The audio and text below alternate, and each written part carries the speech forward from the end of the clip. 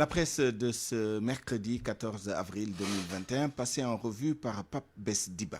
Doyen des juges, le poste laissé vacant par Samba Sall suscite bien des convoitises. C'est parce que, explique l'observateur, le doyen des juges d'instruction est dans le lot des hommes les plus puissants du pays. À l'image des autres juges d'instruction, affirme le journal, il a la possibilité de décerner 4 mandats. Le mandat de comparution, le mandat de dépôt, le mandat d'amener et le mandat d'arrêt, alors que le procureur ne peut en délivrer qu'un. Qui alors pour succéder à Samba Sall? L'Obs cite Yaham Ley, actuel directeur des affaires criminelles, Cheikh Bey, qui a été le président de la commission de la CRI, ou Aziz Seck, membre de la commission d'instruction de la Cour de répression de l'enrichissement illicite et ancien président de l'Union des magistrats du Sénégal. Mais aussi brillant que puissent être tous ces magistrats dont les noms sont agités, c'est tout un processus qui fait passer celui qui sera choisi, fait remarquer l'observateur. Un autre magistrat qui fait parler de lui à la une de Libération est le juge Mamadou Seck, avec des menaces de mort qu'il aurait reçues. Le confrère reproduit en ces termes le SMS envoyé à 2 reprises sur le numéro personnel du magistrat le 28 février dernier. Nous t'attendons sur le dossier Sonko, nous te surveillons.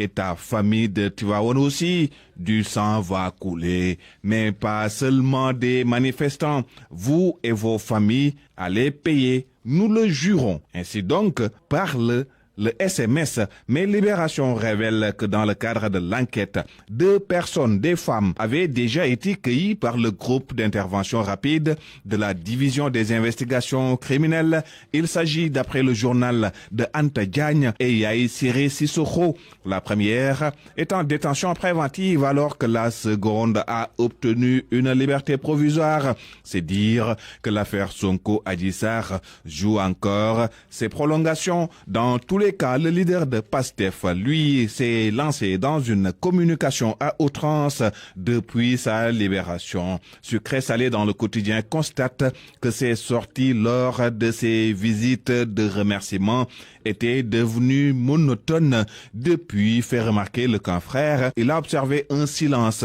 Sonko n'a pas encore réagi au message à la nation du chef de l'État. Le leader de PASTEF non plus n'a pas présenté ses condoléances à la famille de Samba Sall.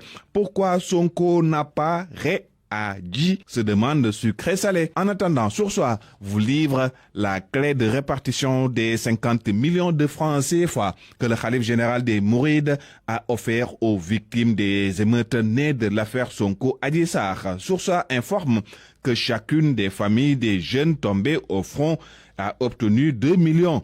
Les blessés graves, 1 million, alors que ceux dits légers obtiennent 200 000 francs. À propos des élections locales, l'AS fait remarquer que les acteurs politiques sont toujours divisés sur la date pour la tenue du scrutin.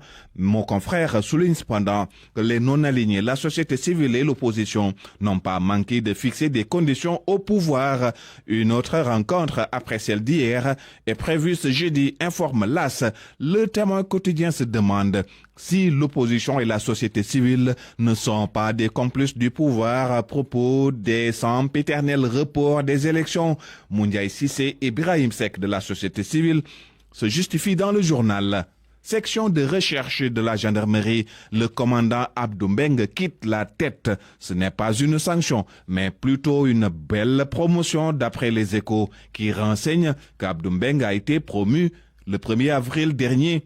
Lieutenant-colonel et devient le patron de tous les gendarmes de Dakar. Restons avec les Échos selon qui ce sont 213 chaises qui sont cassées à l'arène nationale. Après les actes de vandalisme, le ministre des Sports estime dans Vox Pop qu'il n'est pas question qu'on laisse faire. Et l'État menace de fermer l'arène à 32 milliards barre à sa une. Vox Populi. Vaccin contre le Covid-19, bientôt une réalité au Sénégal. Ainsi, pour l'I quotidien, notre pays passe d'assister à producteurs de vaccins. En sport, Ligue des Champions, Liverpool, Real à 19h, les Reds en quête d'exploit. Notre record, suspense garanti, souligne Stade quotidien. Lecture à toutes et à tous.